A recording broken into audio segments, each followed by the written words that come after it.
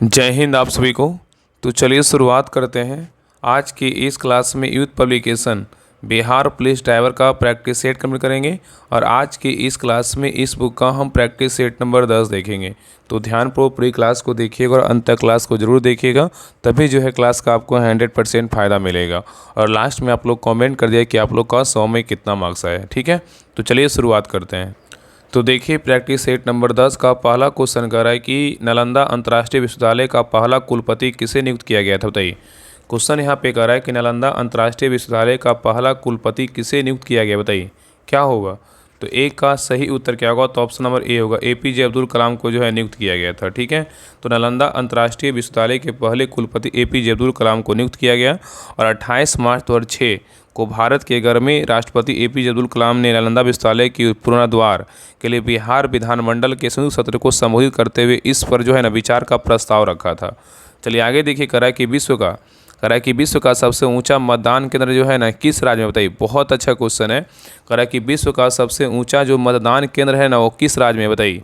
तो दो का सही उत्तर क्या होगा, तो ऑप्शन नंबर सी, कहाँ, हिमाचल प्रदेश में। कहाँ है, तो हिमाचल प्रदेश में। तो विश्व का सबसे ऊंचा मतदान केंद्र भारत तिब्बत सीमा के पास सतलज नदी घाटी में स्थित क्या है, देसी गंग गांव में है, जो हिमाचल राज्य में, हिमाचल प्रदेश क्या है, राज्य में है। ठीक है, नेक्स्ट आइए, कह रहा है कि निसार इसरो तथा किसका संयुक्त जो है ना प्रोजेक्ट है, बताइए। निसार इसरो तथा किसका जो है संयुक्त प्रोजेक्ट है, बताइए किसका है। तो 3 का सही उत्तर क्या होगा, तो ऑप्शन नंबर सी होगा, नासा का है। किसका है, तो नासा का है। नेक्स्ट है, करा कि पुलित्जर पुरस्कार का संबंध निम्न में से किस देश से, बताइए। पुलित्जर पुरस्कार का संबंध निम्न में से किस देश से, बताइए। तो 4 का सही उत्तर क्या होगा, तो ऑप्शन नंबर क्या होगा, तो बी होगा, USA का है। किसका, USA का है। ठीक है, नेक्स्ट है, करा कि वंदे मातरम के रचनाकार कौन है, बताइए। वंदे मातरम के रचनाकार कौन है। तो 5 का सही उत्तर क्या होगा, तो ऑप्शन नंबर बी होगा, बंकिम चंद्र चटर्जी है। कौन है, बंकिम चंद्र चटर्जी हैं। नेक्स्ट है, कह रहा है कि बोध गया में बोधि वृक्ष अपने वंश की इस पीढ़ी का, बताइए। कह रहा है कि बोध गया में बोधि वृक्ष जो है ना कि अपने किस पीढ़ी का है, अपने मतलब अपने वंश में जो है ना किस पीढ़ी का है, बताइए क्या होगा।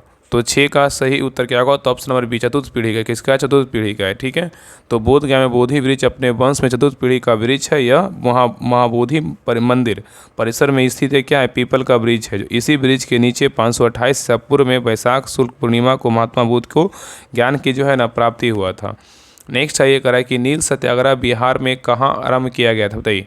नील सत्याग्रह बिहार में कहाँ आरम्भ किया गया था। तो 7 का सही उत्तर क्या होगा, तो ऑप्शन नंबर सी होगा, चंपारण में हुआ था। कहाँ हुआ था, चंपारण में।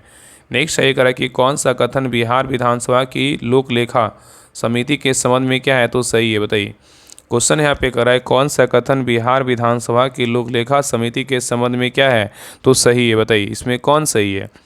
तो 8 का सही उत्तर क्या होगा, तो ऑप्शन नंबर यहाँ पे क्या होगा, डी होगा, कोई भी मंत्री इसका सदस्य जो है नहीं हो सकता है। ठीक है, तो बिहार विधानसभा के लोक लेखा समिति में सभापति सहित अधिकतम 17 सदस्य होते हैं। ठीक है, और इस समिति का कार्यकाल 2 वर्ष का होता है। इसके सदस्यों का निर्वाचन विधानसभा के सदस्यों द्वारा एकल संक्रमणीय मत द्वारा किया जाता है और इस समिति में सरकार का कोई मंत्री क्या सदस्य नहीं हो सकता है। ठीक है, तो उत्तर क्या होगा, तो ऑप्शन नंबर डी होगा। कितना होता है, 17 होता है। यहाँ पे 15 इसलिए गलत है। ठीक है, और इसका कार्यकाल जो है ना 5 वर्ष का बोल रहा है, यहाँ पे नहीं, 5 वर्ष का नहीं होगा, कितना होगा, 2 वर्ष का होगा। ठीक है, चलिए आगे देखिए। नेक्स्ट है, करा कि प्रकाश संश्लेषण है ये क्या है, बताइए। प्रकाश संश्लेषण ये क्या है, बताइए। तो 9 का सही उत्तर क्या होगा, तो ऑप्शन नंबर बी होगा, ऊष्माशोषी प्रक्रम है। क्या है, ऊष्माशोषी प्रक्रम है।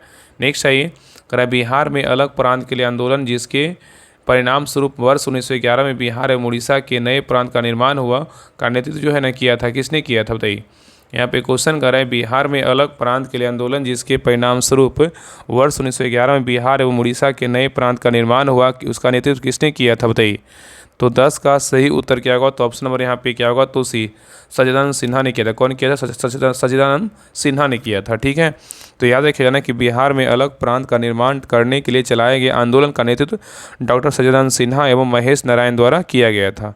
ठीक है, नेक्स्ट क्वेश्चन पे आइए, करा कि मेढक का टेडपोल किस रूप में अनुकूलित होता है, बताइए। मेढक का जो टेडपोल है ना किस रूप में अनुकूलित होता है, बताइए। तो 11 का सही उत्तर क्या होगा? तो ऑप्शन नंबर बी होगा, एमोनोटेलिक में होता है। किस में होता है? एमोनोटेलिक में होता है। तो यहाँ पे कह रहा है कि टेडपोल जो है ना, टेडपोल मेढक के जीवन का एक क्या है? चक्र का क्या है? चरण होता है। और जब वह अंडे से निकलते हैं और उनके गलफड़े जो है ना, वह पूंछ भी होती है, और यह एमोनोनेटेलिक के रूप में क्या होता है? अनुकूलित होता है। नेक्स्ट आइए, कह रहा है कि संपीड़ित प्राकृतिक गैस कौन सी गैस होती है? बताइए। संपीड़ित जो है ना प्राकृतिक गैस कौन सी गैस होती है? बताइए क्या होगा?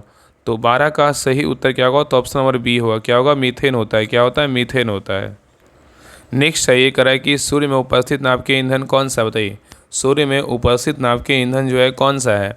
तो 13 का सही उत्तर क्या होगा? तो ऑप्शन नंबर यहाँ पे क्या होगा? तो सी होगा, हाइड्रोजन है। क्या है? तो हाइड्रोजन है। नेक्स्ट है, ये कह रहा है कि पीतल, जर्मन सिल्वर और गन मेटल तांबे की मिश्र धातु है। तांबे के अतिरिक्त और कौन सा धातु इन चीज़ों तीनों में जो है ना पाई जाती है? बताइए। यहाँ पे क्वेश्चन कर रहा है कि पीतल, जर्मन सिल्वर और गन मेटल तांबे की मिश्र धातु है। तांबे के अतिरिक्त और कौन सा धातु इन तीनों में जो है ना पाई जाती है? बताइए कौन सा धातु है? तो 14 का सही उत्तर क्या होगा? तो ऑप्शन नंबर यहाँ पे ए होगा, जस्ता है। क्या है? तो जस्ता है। तो जस्ता जो है ना, याद रखिए जस्ता होगा यहाँ पे। याद रखिएगा कि पीतल, जर्मन सिल्वर और गन मेटल, पीतल, जर्मन सिल्वर और गन मेटल क्या है? में तांबे के अतिरिक्त जस्ता भी क्या होता है? पाया जाता है। नेक्स्ट है, ये कह रहा है कि एक लौह चुंबकीय पदार्थ की चुंबकीय सुग्राहिता के बारे में क्या सत्य है? बताइए। एक लौह चुंबकीय पदार्थ की चुंबकीय सुग्राहिता के बारे में क्या सत्य है? बताइए इसमें सही क्या है? तो 15 का सही उत्तर क्या होगा? तो ऑप्शन नंबर बी होगा, अधिक होगा। क्या होगा? तो अधिक होगा। तो याद रखिएगा कि वे पदार्थ जो मजबूत चुंबकीय प्रभाव प्रदर्शित करता है, वह पदार्थ जो मजबूत चुंबकीय प्रभाव प्रदर्शित करता है, लौह चुंबकीय पदार्थ कहलाता है। और इन पदार्थों की चुंबकीय सुग्राहिता क्या होती है? तो अधिक होती है। नेक्स्ट है, ये कह रहा है कि नेत्र का कौन सा भाग उसके अंदर प्रवेश करने वाले प्रकाश को क्या करता है? नियंत्रित करता है। बताइए। क्वेश्चन यहाँ पे कह रहा है कि नेत्र का कौन सा भाग उसके अंदर प्रवेश करने वाले प्रकाश को क्या करता है? नियंत्रित करता है। बताइए कौन करता है? तो 16 का सही उत्तर क्या होगा? तो ऑप्शन नंबर यहाँ पे डी होगा, परितारका। क्या होगा? तो परितारका होगा। नेक्स्ट है, ये कह रहा है किसी बंदूक का प्रतिक्षेप जो है ना, प्रतिक्षेप का एक उदाहरण है। किसका है? बताइए। किसी बंदूक का प्रतिक्षेप एक उदाहरण है। किसका? बताइए। तो 17 का सही उत्तर क्या होगा? तो ऑप्शन नंबर सी होगा, रैखिक जो है ना संवेग संरक्षण का है। किसका है? रैखिक संवेग संरक्षण का है। नेक्स्ट है, ये निम्न में से कौन सी सदिश मात्रा की बताइए।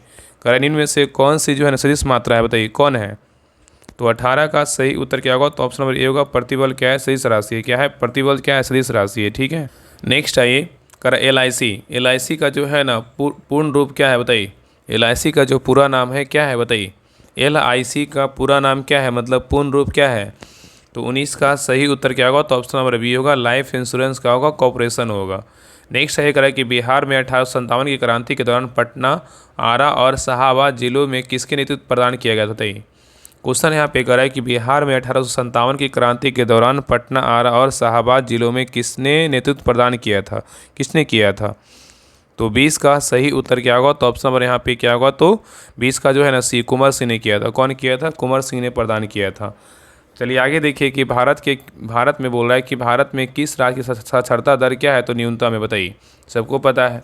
भारत में बोल रहा है कि किस राज्य की साक्षरता दर क्या है? तो न्यूनतम है। किसका है? तो अपना बिहार का है। किसका? अपना बिहार का है। अगर अधिकतम बोलेगा तो किसका है? तो केरल का है। नेक्स्ट आइए, कह रहा है कि राज्य की नीति निर्देशक सिद्धांतों के निम्नलिखित अनुच्छेदों में से कौन सा अंतर्राष्ट्रीय शांति और सुरक्षा से क्या है? संबंधित है।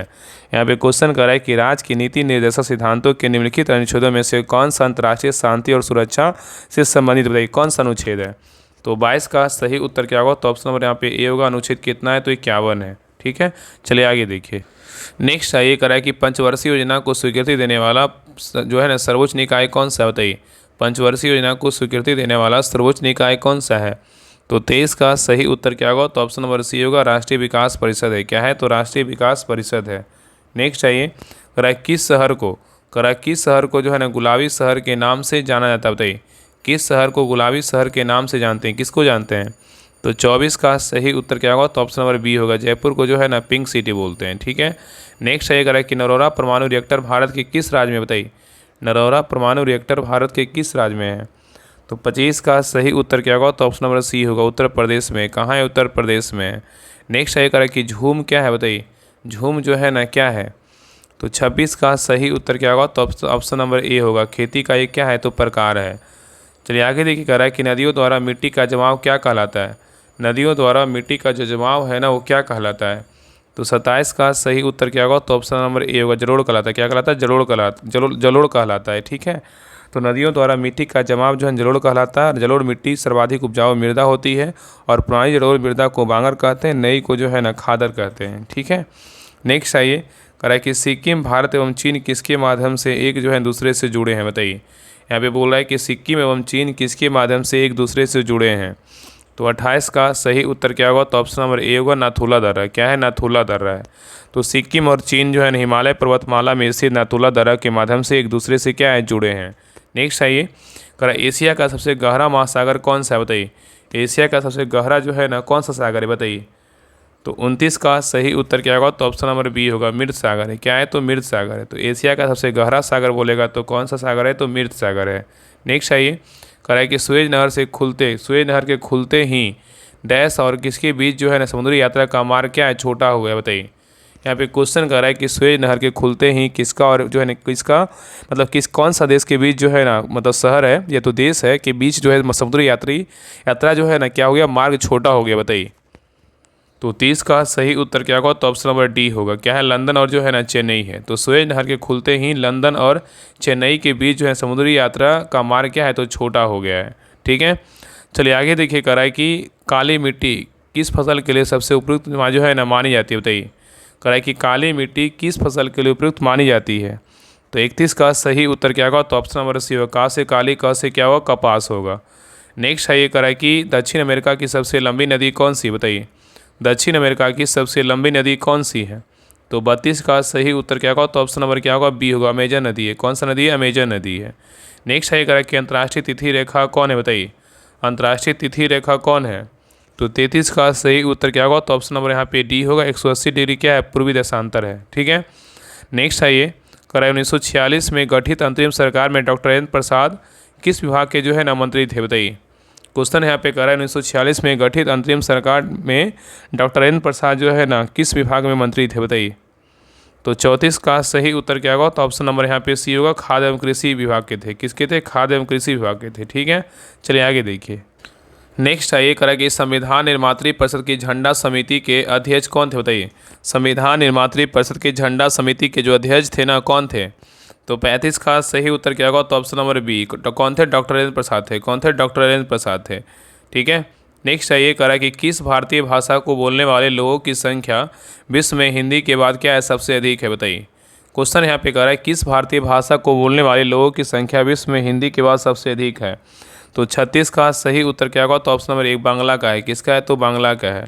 नेक्स्ट है, कह रहा है कि भारतीय संविधान की उद्देशिका में 42वें संविधान संशोधन द्वारा निम्न में से कौन सा शब्द जो है नहीं जोड़ा गया, बताइए।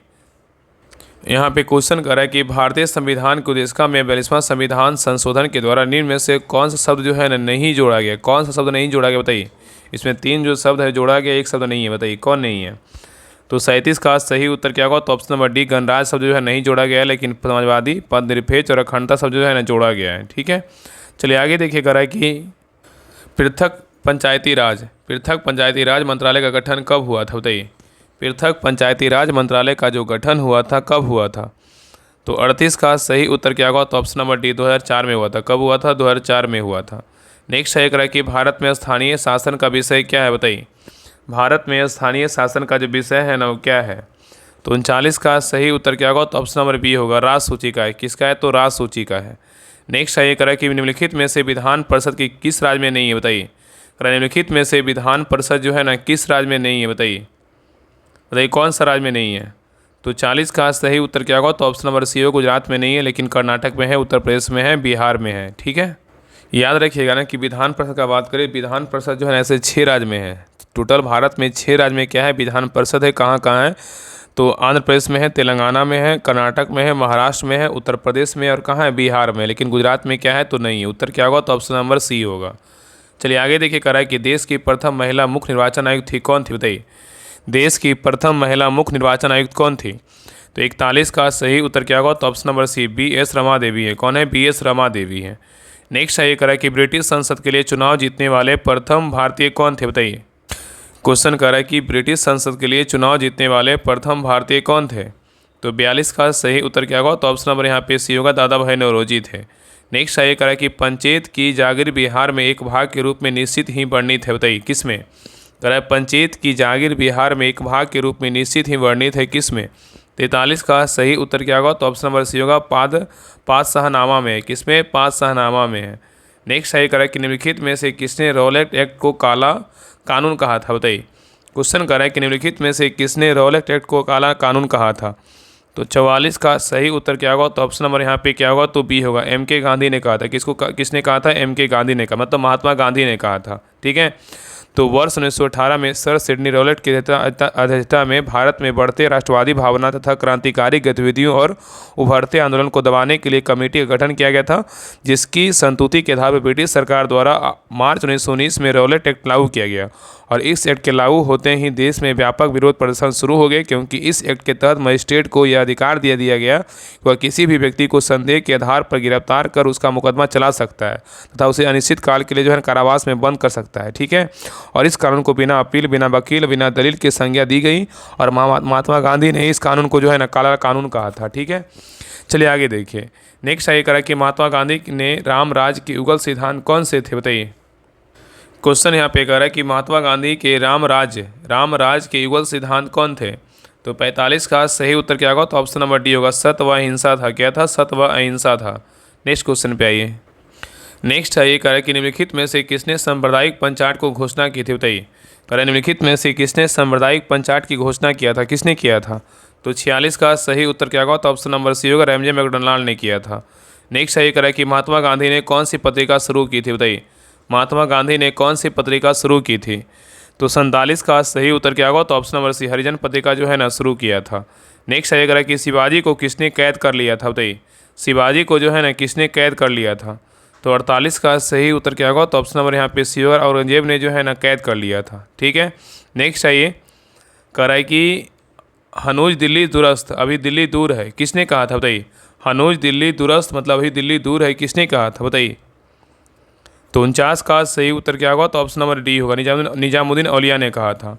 नेक्स्ट आइए करा कि पूर्व मध्यकालीन उत्तर पश्चिम भारत की लिपि जो है ना कौन सी थी, बताइए। करा कि पूर्व मध्यकालीन उत्तर पश्चिम भारत की जो लिपि थी ना कौन सी थी? तो 50 का सही उत्तर क्या होगा? तो ऑप्शन नंबर यहाँ पे बी होगा, शारदा है। क्या है? तो शारदा। नेक्स्ट आइए करा कि पानीपत के तृतीय युद्ध में कौन सा मुगल बादशाह मराठों के संरक्षण में आ गया था, बताइए।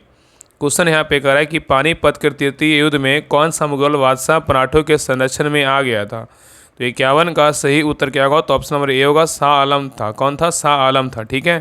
तो याद रखना कि पानीपत के तृतीय युद्ध में मुगल बादशाह शाह आलम द्वितीय मराठों के संरक्षण में जो है ना आ गया था। तो यहाँ पे क्या होगा? शाह आलम द्वितीय हो, याद रखिएगा। ठीक है। नेक्स्ट है कि रामानुजाचार्य किससे संबंधित है, बताइए। रामानुजाचार्य किससे संबंधित है? तो 52 का सही उत्तर क्या होगा? तो ऑप्शन नंबर यहाँ पे क्या होगा? सी होगा, विशिष्टाद्वैतवाद से। किससे? विशिष्टाद्वैतवाद से है। नेक्स्ट है करें कि आगरा शहर का संस्थापक कौन था, बताइए। आगरा शहर का संस्थापक कौन था? तो 53 का सही उत्तर क्या होगा? तो ऑप्शन नंबर ए होगा, सिकंदर लोदी था। कौन था? सिकंदर लोदी था। नेक्स्ट है करें कि ब्लैक पैगोडा के नाम से विख्यात है, कौन सा मंदिर है? ब्लैक पैगोडा के नाम से विख्यात जो मंदिर है, कौन सा मंदिर है, बताइए। तो 54 का सही उत्तर क्या होगा? तो ऑप्शन नंबर सी, कोणार्क मंदिर है। कौन सा मंदिर है? कोणार्क मंदिर है। ठीक है। नेक्स्ट है करें कनिष्क राजा थे, कहाँ के राजा थे, मतलब किस वंश के राजा थे?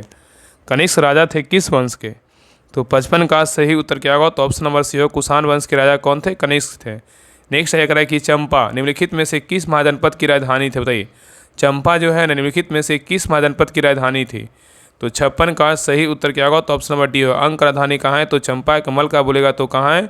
मल का राजधानी बोलेगा तो कुशावती है, और मगध का बोलेगा तो क्या है? राजगिरी है। वजी का बोलेगा तो कहाँ है? वैशाली है। ठीक है, याद रखिएगा। नेक्स्ट है ये कह रहा है कि कौन सा वेद, कह रहा है कौन सा वेद धार्मिक अनुष्ठानों की पत्तियों का क्या है उल्लेख करता है? कह रहा है कौन सा वेद धार्मिक अनुष्ठानों की पत्तियों का उल्लेख करता है? कौन सा वेद करता है? तो 57 का सही उत्तर क्या होगा? तो ऑप्शन नंबर सी होगा, यजुर्वेद करता है। कौन करता है? यजुर्वेद। नेक्स्ट क्वेश्चन पे आइए। नेक्स्ट है ये कह रहा है कि मेसोपोटामिया का अभिप्राय क्या है, बताइए। मेसोपोटामिया का अभिप्राय क्या है? तो 58 का सही उत्तर क्या होगा? तो ऑप्शन नंबर ए होगा, दजला फरात नदियों के बीच क्या है? उपजाऊ जो है ना धरती है। नेक्स्ट है कि भारत में पहली बार हुए सर्वेक्षण के अनुसार डॉल्फिन की संख्या कितनी दर्ज की गई है? क्वेश्चन यहाँ पे कह रहा है कि भारत में पहली बार सर्वेक्षण के अनुसार डॉल्फिन की संख्या कितनी दर्ज की गई है? तो 59 का सही उत्तर क्या होगा? तो ऑप्शन नंबर बी होगा, 6327 जो है दर्ज किया गया है। नेक्स्ट आएगा कि प्रत्येक वर्ष राष्ट्रीय प्रौद्योगिकी दिवस जो है ना कब मनाया जाता है? बताइए, प्रत्येक वर्ष राष्ट्रीय प्रौद्योगिकी दिवस कब मनाते हैं? तो 60 का सही उत्तर क्या होगा? तो ऑप्शन नंबर यहाँ पे क्या हो जाएगा? तो डी है, 11 मई को मनाते हैं। कब मनाते हैं? 11 मई को। जो है ना नेशनल बायोडाइवर्सिटी डे बोलेगा तो कब मनाते हैं? 11 मई को मनाते हैं। आगे देखिए क्वेश्चन नंबर 61 से क्या है? मोटर वाहन अधिनियम एवं नियमावली तथा यातायात नियम एवं संकेत से क्वेश्चन ध्यानपूर्वक देखिएगा। ये कह रहा है क्वेश्चन 61 कह रहा है कि ड्राइविंग करते समय किन बातों का ध्यान रखना चाहिए? बताइए, ड्राइविंग करते समय जो है ना किन बातों का ध्यान रखना चाहिए? बताइए क्या होगा? तो 61 का सही उत्तर क्या होगा? तो ऑप्शन नंबर यहाँ पे सी होगा, देखें, सोचें और जो है ना करें। ठीक है। नेक्स्ट है करें कि गाड़ी चलाते समय चौराहे पर पहुँचने से पहले क्या करनी चाहिए? गाड़ी चलाते समय चौराहे पर पहुँचने से पहले जो है ना क्या करनी चाहिए? तो 62 का सही उत्तर क्या होगा? तो ऑप्शन नंबर ए होगा, आपको काफ़ी पहले से ही अपनी लेन्स जो है ना चुन लेनी चाहिए। ठीक है। तो यहाँ पे क्वेश्चन कर रहा है गाड़ी चलाते समय चौराहे पर पहुँचने से पहले आपको क्या करनी चाहिए? तो आपको काफ़ी पहले से ही अपनी लेन में जो है ना चुन लेनी चाहिए। ठीक है। और ये देखिए क्वेश्चन जो है दिल्ली पुलिस ड्राइवर में 2012 में जो है ना पूछा गया क्वेश्चन है। चलिए आगे देखिए क्वेश्चन नंबर 63 है। देखिए यहाँ पे फिगर दिया है, इसका मतलब क्या है? बताइए, निम्न संकेत दर्शाता है। क्या दर्शा रहा है? बताइए, ये जो संकेत है ना क्या दर्शा रहा है? तो 63 का सही उत्तर क्या होगा? तो ऑप्शन नंबर यहाँ पे क्या होगा? तो बताइए क्या होगा? इस संकेत का मतलब क्या है? तो रुकिए। स्टॉप लिखा हुआ, इसका मतलब क्या है? तो रुकिए। ठीक है। चलिए आगे देखिए। नेक्स्ट है करा कि कौन सा चिन्ह बताता है कि बाजू का दायां मोड़ है? बताइए, करा यहाँ पे देखिए, पहले फिगर को देखिए, बता रहा है कि कौन सा चिन्ह बताता है ना कि बाजू का क्या है? दायां मोड़ है। बताइए कौन सा चिन्ह दर्शा रहा है? बताइए। तो 64 का सही उत्तर क्या होगा? तो ऑप्शन नंबर बी होगा। क्या है? ये जो चिन्ह दर्शा रहा है ना कि बाजू का क्या है? दायां मोड़ है। ठीक है।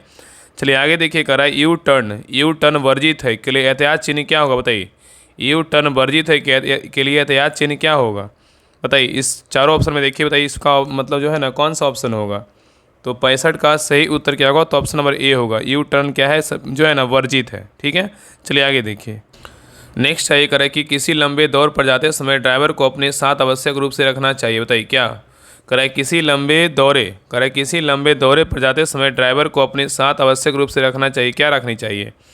तो 66 का सही उत्तर क्या होगा? तो ऑप्शन नंबर बी होगा, ड्राइविंग लाइसेंस और रजिस्ट्रेशन जो है ना बुक रखनी चाहिए। नेक्स्ट आइए कराए कि आप ड्राइविंग लाइसेंस के लिए आवेदन कर सकते हैं। बताइए क्या होगा? कितने महीने मतलब उपरांत? बताइए, कराए कि आप ड्राइविंग लाइसेंस के लिए आवेदन कर सकते हैं। बताइए। तो 67 का सही उत्तर क्या होगा? तो ऑप्शन नंबर बी होगा, लर्निंग लाइसेंस जारी होने के 30 दिन उपरांत जो है किंतु 6 माह में। ठीक है।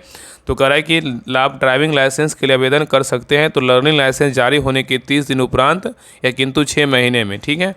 नेक्स्ट आइए, कह रहा है कि एक मालवाहक ट्रक गुड्स व्हीकल बिहार से झारखंड जा रहा है। ट्रक के केबिन में चालक के अलावा कितने और व्यक्ति बैठ सकते हैं? बताइए।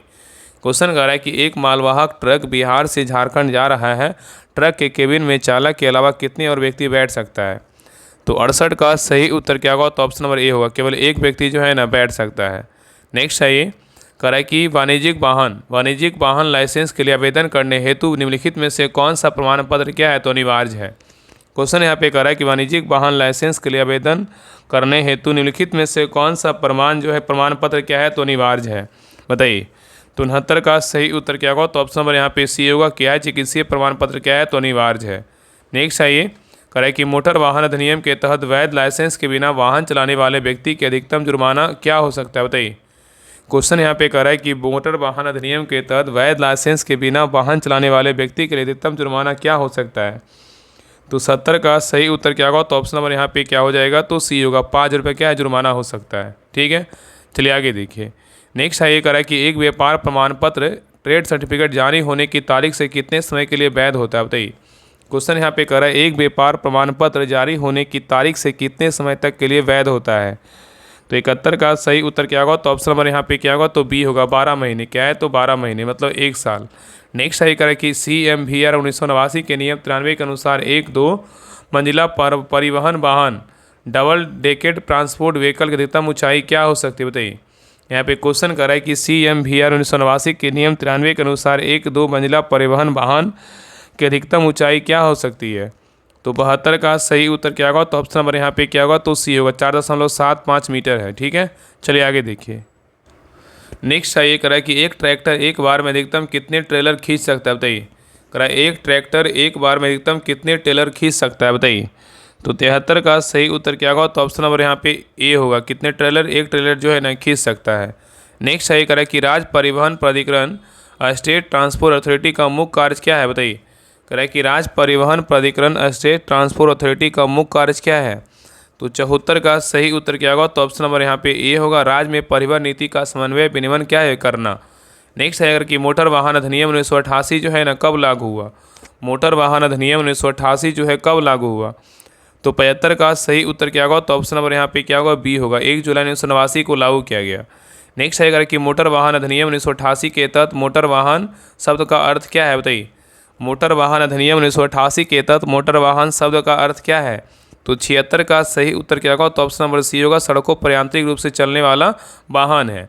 नेक्स्ट है अगर किसी तिराहे अथवा चौराहे पर बाईं ओर मुड़ने के लिए क्या करनी चाहिए? कराए किसी तिराहे अथवा चौराहे पर बाईं ओर मुड़ने के लिए क्या करनी चाहिए? तो 77 का सही उत्तर क्या होगा? तो ऑप्शन नंबर बी होगा। स्लो डाउन का जो है ना संकेत दें। नेक्स्ट सही करें कि वाहन चलाते समय अन्य वाहनों की गति कम करने का संकेत किस प्रकार दिया जाता है? क्वेश्चन कर रहा है कि वाहन चलाते समय अन्य वाहनों की गति कम करने का संकेत किस प्रकार दिया जाता है? तो 78 का सही उत्तर क्या होगा? तो ऑप्शन नंबर सी होगा। दायां हाथ बाहर निकलकर हथेली को जो है ऊपर नीचे करके। ठीक है। नेक्स्ट सही करें कि वाहन की धुलाई के बाद जब ब्रेक लगाने की क्षमता कम हो गई हो तो आप क्या करेंगे? बताइए। क्वेश्चन कर रहा है कि वाहन की धुलाई के बाद जब ब्रेक लगाने की क्षमता कम गई हो तो आप क्या करेंगे? तो 79 का सही उत्तर क्या होगा? तो ऑप्शन नंबर सी होगा। धीमी गति पर वाहन चलाते हुए बार बार ब्रेक लगाने से ब्रेक लगने की क्षमता जो है लौट आएगी।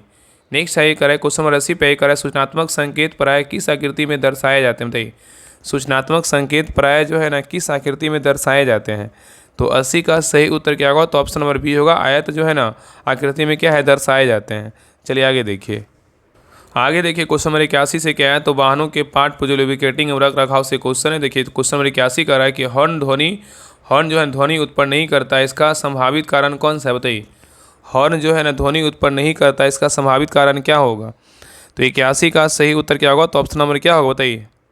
कह रहा है कि हॉर्न ध्वनि जो है उत्पन्न नहीं कर सकता, इसका संभावित कारण क्या होगा? तो 81 का सही उत्तर होगा ऑप्शन नंबर डी होगा। उपयुक्त सभी हो क्या क्या होगा? तो स्विच खराब होना, हॉर्न पॉइंट का दोषयुक्त होना और बैटरी निम्न या शून्य होना। ठीक है, ये सभी जो है ना कारण है। ठीक है, संभावित कारण है। नेक्स्ट है ये कह रहा है कि मल्टी प्लेट क्लच में क्या होता है? मल्टी प्लेट क्लच में क्या होता है? बताइए। तो 82 का सही उत्तर क्या होगा? तो ऑप्शन नंबर यहाँ पे ए होगा। घर्षण व प्रेशर प्लेट की जो है संख्या क्या होती है? अधिक होती है। नेक्स्ट है करें कि ज़्यादातर कारों में किस व्हील का प्रयोग करते हैं? बताइए। ज़्यादातर कारों में जो है ना किस व्हील का प्रयोग करते हैं? तो 83 का सही उत्तर क्या होगा? तो ऑप्शन नंबर यहाँ पे क्या होगा? तो 83 का बी होगा। डिस्क व्हील का जो है ना प्रयोग करते हैं। नेक्स्ट है करें कि क्राउन व्हील और पिनियन को क्या कहते हैं? बताइए। क्राउन व्हील और पिनियन को जो है ना क्या कहते हैं?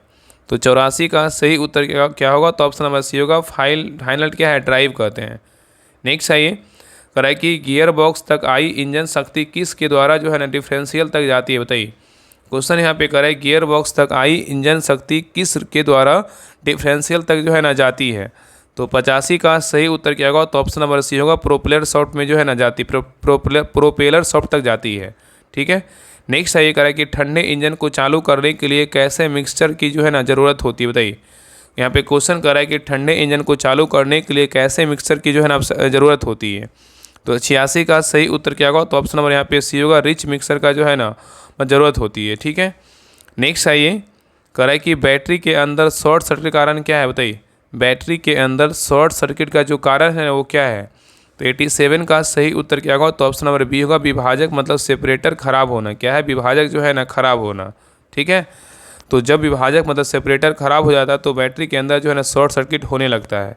नेक्स्ट है ये कह रहा है कि कैटेलिटिक कन्वर्टर फिट करते समय किस धातु से जो है ना बचा जाना चाहिए? क्वेश्चन कर रहा है कैटेलिटिक कन्वर्टर फिट करते समय किस धातु से बचा जाना चाहिए? तो 88 का सही उत्तर क्या होगा? तो ऑप्शन नंबर बी होगा। लेड से जो है ना बचा जाना चाहिए। ठीक है। तो कैटेलिटिक कन्वर्टर फिट करते समय लेड धातु से बचाना चाहिए। नेक्स्ट है ये कह रहा है कि वाल्व कैसे खुलता है और बंद होता है? बताइए। वाल्व जो है ना कैसे खुलता है और बंद होता है? तो 89 का सही उत्तर क्या होगा? तो ऑप्शन नंबर ए होगा।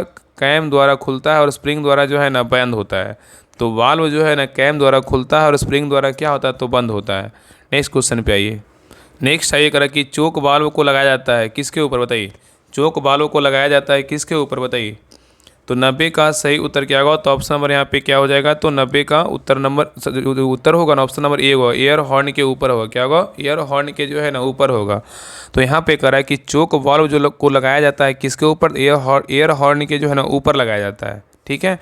नेक्स्ट है कह रहा है कि आईसी इंजन के ऑपरेशन के दौरान पोपलेट वाल्व का कौन सा हिस्सा सर्वाधिक जो है ना गर्म होता है? क्वेश्चन कर रहा है कि आईसी इंजन के ऑपरेशन के दौरान पोपलेट वाल्व का कौन सा हिस्सा सर्वाधिक गर्म होता है? तो 91 का सही उत्तर क्या होगा? तो ऑप्शन नंबर बी होगा, वाल्व हेड है। क्या है? तो वाल्व हेड है। नेक्स्ट है रेडिएटर को साफ करने में प्रयोग करते हैं किसका? बताइए। रेडिएटर को साफ करने में जो प्रयोग करते हैं किसका प्रयोग करते हैं? तो 92 का सही उत्तर क्या होगा? तो ऑप्शन नंबर ए होगा, रिवर्स फ्लैशिंग का जो है ना प्रयोग करते हैं। नेक्स्ट है अगर कौन सा रिंग कंप्रेशन जो है ना बनाता है? बताइए कौन सा रिंग जो है कंप्रेशन बनाता है?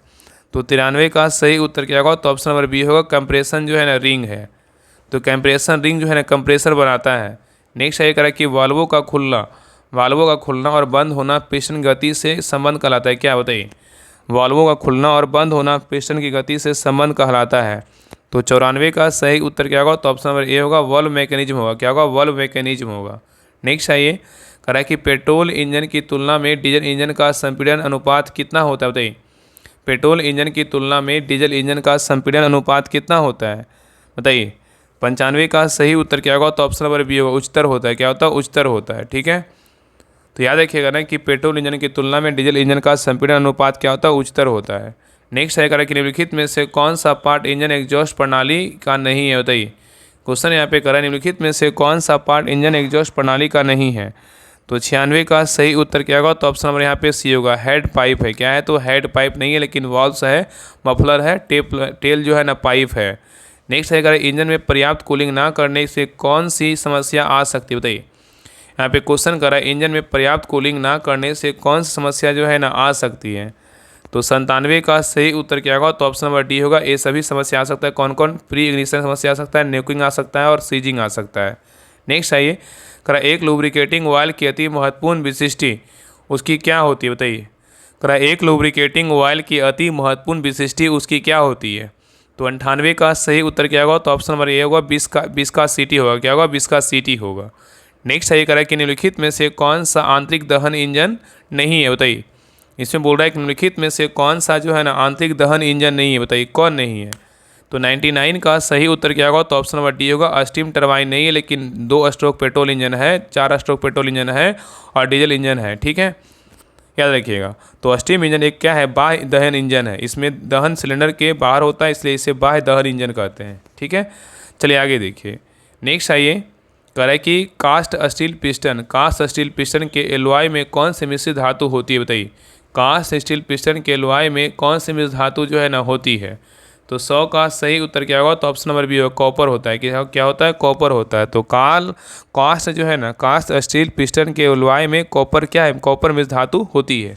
ठीक है, तो ये रहा यूथ पब्लिकेशन का प्रैक्टिस सेट नंबर 10। आप लोग क्लास कैसा लगा आप लोग कमेंट सेक्शन जरूर बताइएगा और अपना स्कोर जरूर शेयर कीजिएगा कि आप लोग का 100 में कितना मार्क्स आया। और सभी लोग क्लास को लाइक कीजिएगा, शेयर कीजिएगा और चैनल पे नए हैं तो चैनल को सब्सक्राइब जरूर कीजिएगा। और जिनको भी ग्रुप ज्वाइन करना है, ग्रुप ज्वाइन करके प्रैक्टिस सेट लगाना है और साथ में जो है ना एरुटरिया 7500 पादर का टेस्ट देना होमवर्क पढ़ करके, तो आप सभी लोग जो है ना इस नंबर पर बात कर लीजिएगा या तो मैसेज कर लीजिएगा 7549392490। इस नंबर पे जो है ना बात करके या तो व्हाट्सएप पे मैसेज कर लिया कि हाँ हमें सर ग्रुप ज्वाइन करना है। तो आपको सारा डिटेल जो है ना, मतलब जो भी है इसमें जुड़ने के लिए आपको 99 पर जो है ना पेमेंट करना होगा और पेमेंट इसी नंबर पे करना होगा। और इसी नंबर पेमेंट करके इसी नंबर क्या है व्हाट्सअप नंबर, इसी पर स्क्रीनशॉट भेज दिए, आपको 10 मिनट के अंदर जो है ना लिंक आपको मिल जाएगा। और जितना जल्दी हो, जो लोग ग्रुप ज्वाइन नहीं किए ना सभी लोग जल्दी से ग्रुप ज्वाइन कर लीजिए। वहाँ पर प्रैक्टिस सेट करवाया जा रहा है और साथ में आपका जो है ना आपका साइंस का भी होमवर्क स्टार्ट करने वाला है, क्योंकि साइंस का जो क्वेश्चन होता है ना कम से कम 15 का आसपास तो आता ही है आपका 60 में। तो साइंस बहुत ज़रूरी है, तो इसलिए सोच रहे हैं कि साइंस का जो है ना 6 to 12 आपका साइंस का बहुत बेहतरीन बुक है, पतली सा बुक, उसको हम करवा देते हैं। आप लोग को बहुत फ़ायदा होगा। बाकी जो भी लोग ग्रुप नहीं ज्वाइन किए सभी लोग जल्दी से ग्रुप ज्वाइन करके अपना प्रैक्टिस सेट को लगाइए और होमवर्क कंप्लीट कीजिए। ठीक है, बाकी ये आपका मोबाइल नंबर है, इस नंबर पर पेमेंट करके यही क्या है स्क्रीनशॉट इसी पे आपको सेंड कर देना है। बाकी अगर बात करना हो तो आप इस नंबर पर कॉल भी कर सकते हैं 7549392490। ठीक है, तो सभी लोग क्लास को लाइक कीजिएगा और शेयर जरूर कर दीजिएगा। तो मिलते हैं एक नई क्लास में, तब तक के लिए जय हिंद जय भारत।